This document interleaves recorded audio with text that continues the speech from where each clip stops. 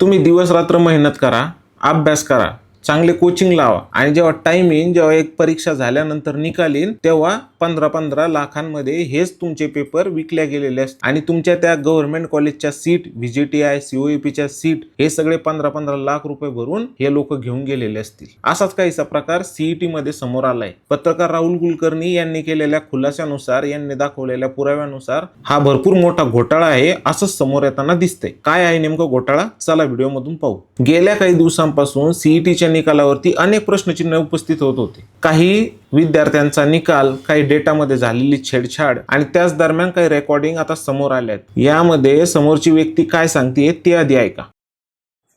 Hello. हा sir, तुमचा मला सकाळी कॉल आलेला ना? हा, इंजिनिअरिंगची ऍडमिशन रिगार्डिंग केलं का? बोला. हो सर. हा सर, ऐका ना, मी पॅरेंट्सला बोललो पण त्यांना विश्वासच नाही बसत आहे की म्हणजे माझे पण 99% वगैरे येऊ शकतात का वगैरे. तर तुला ऑफिस कुठलं जवळपर्यंत, पुणे की मुंबई? मुंबईचं ना सर.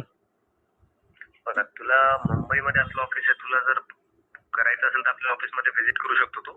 त्यांचं लास्ट इयर केलंय का काय सर? काम? त्यांचं आम्ही लास्ट इयर काम केलंय का? हा हा. त्यांचा मी तुला रेफरन्स देऊ शकतो. ते मुलं शिकत आहेत व्हीजीटीआय मध्ये आणि त्यानंतर सीओईपी पीआयसीटी मध्ये. हा हा. ठीक आहे सर तुम्ही काय आज तुम्ही मम्मी सोबत एकदा बोलू शकता का? चालते ना त्यांना. हा हा, एक सेकंड. हा मम्मी, हे तर. Hello hello. हा मॅम, बोला.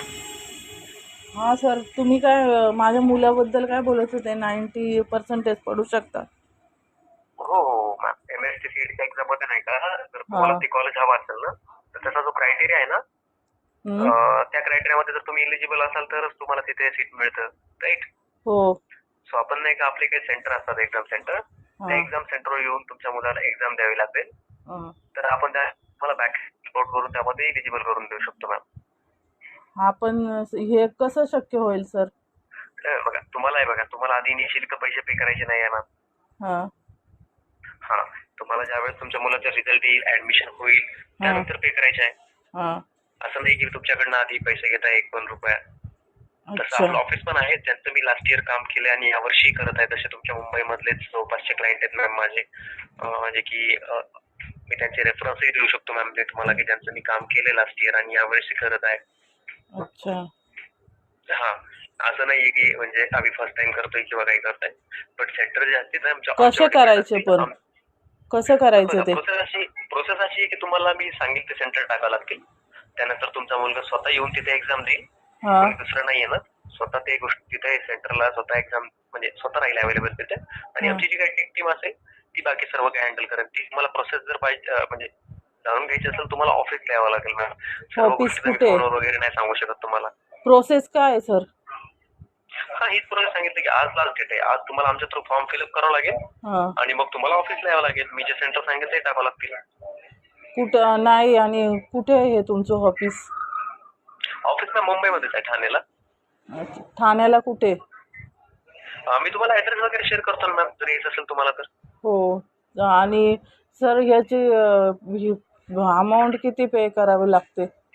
बघा, टॉप 3 जर गव्हर्नमेंट घेऊन चलाल तुम्ही, जसं व्हीजीटीआय, पीआयसीटी आणि सीओईपी ना, सो त्यामध्ये नाही का आपण तुम्हाला मिनिमम 13 ते 14 लॅक्स मध्ये करून देऊ शकतो. बघा, ते पण आफ्टर ऍडमिशन पे करायचे आहे. नाही, कमी याच्यामध्ये.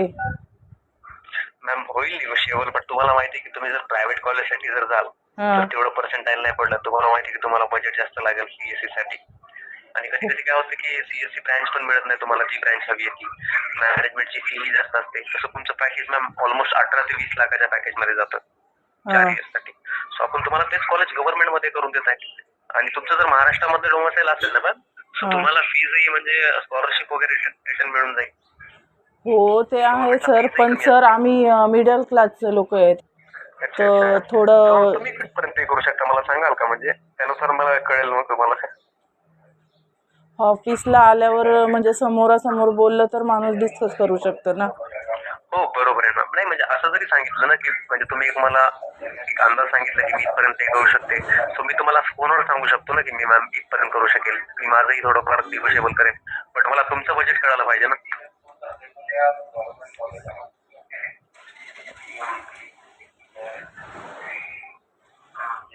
मला पण जरा त्याच्या पप्पांना वगैरे विचारावं लागेल. चालतंय ना, एकदा त्यांच्याशी बोला तुम्ही, काही अडचण नाही. एकदा डिस्कस करा. जर थोडं आपलं बजेट मॅच होत असेल तर आपण काय करू, फॉर्म फिलअप करून घेऊया आणि मग नंतर तुम्ही ऑफिसला या. बिकॉज आज लास्ट डेट आहे, थोडंसं रिस्क घ्यायला पण नको मॅम. हो, प्रोसेस बघूया आपण. ठीक आहे. एकदा काय करा, तुम्ही डिस्कस करा वैयक्तिक, ठीक आहे, हा. आणि मला सांगा मॅम ना की तुम्हाला कुठलं कॉलेज हवंय आणि काय हवंय. ठीक आहे, तुमचं बजेट काय वगैरे. हो.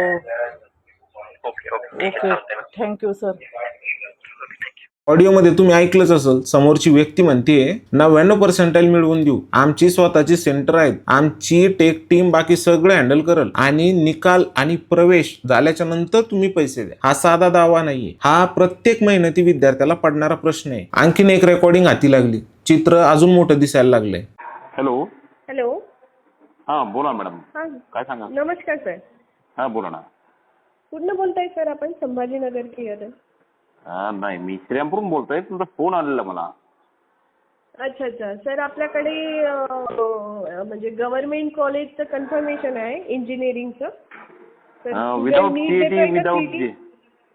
नाही सीईटी द्यावं लागेल सर. हा, सीईटीत मार्क कमी पडले तरी मिळणार का आपल्याला ऍडमिशन? नाही कमी नाही सर. आपण जे सीईटी मध्ये मार्क आणून देतो स्टुडंटला 99% कसे म्हणजे पण? त्यांचा आपले काही सेंटर आहेत सर, तिथे जाऊन स्टुडंटला एक्झाम द्यावं लागेल.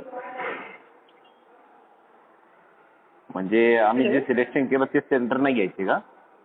नाही ते नाही घ्यायचे सर. जे सेंटर आमचे आहेत ना तिथेच जाऊन एक्झाम द्यायची. म्हणजे मग पूर्ण प्रोसेस वगैरे मॅनेजमेंट आमचं असतं तिथे सेंटरवरती. बर. मग आम्ही स्टुडंटला 99 आणून देण्याची गॅरंटी आपण घेतो. बर. कारण स्टुडंटला जाऊन फक्त एक्झामला बसायचंय तिथे. बर बर. आणि मला एक सांगा मॅडम, नाही त्याच्या आधी आपल्याला काही पे करावं लागतात का? नाही पे अगोदर काहीच नाही करावं लागत तुम्हाला. एक पण तुम्हाला जर गव्हर्नमेंट नाही 1 रुपया पण नाही. जोपर्यंत स्टुडंट एक्झाम देऊन बाहेर येत नाही तोपर्यंत आपल्याला 1ही रुपयात द्यायचा नसतो. म्हणजे फक्त जे काही डॉक्युमेंट्स आहेत ते लागणार. म्हणजे 10वीची marksheet, caste certificate, caste validity आपल्याला. ते ओरिजिनल तुमच्याकडे द्यायचे का? हो ओरिजिनल आपल्याकडे ठेवायचे. बर. आणि आणि जे तुम्हाला कॉलेज पाहिजे, सीयूईटी झालं, व्हीजेटी, व्हीआयटी वगैरे असे जे गव्हर्नमेंटचे कॉलेज आहे मुंबई पुण्याचे, तिथे जी ब्रांच स्टुडंटला पाहिजे ती ब्रांच आपण देतो त्यांना. त्याचा बजेट जो आहे तो जातो 12 ते 13 लाखापर्यंत. बजेट खूप आहे हो, आमच्या आवाक्या बाहेरचं आहे ते. हो, मग गव्हर्नमेंट आहे ना सर, ते गव्हर्नमेंट. ठीक आहे, आम्ही 1,00,000-1.5 लाख रुपये खर्च करू शकतो, 2-1 लाख रुपये. इतके हाय नाही करू शकत ना. अच्छा. मग जर स्टुडंटला स्कोर येत असेल तर काही हरकत नाही सर, आपण तुम्हाला रिझल्ट नंतर काउन्सिलिंग पण देऊ शकतो.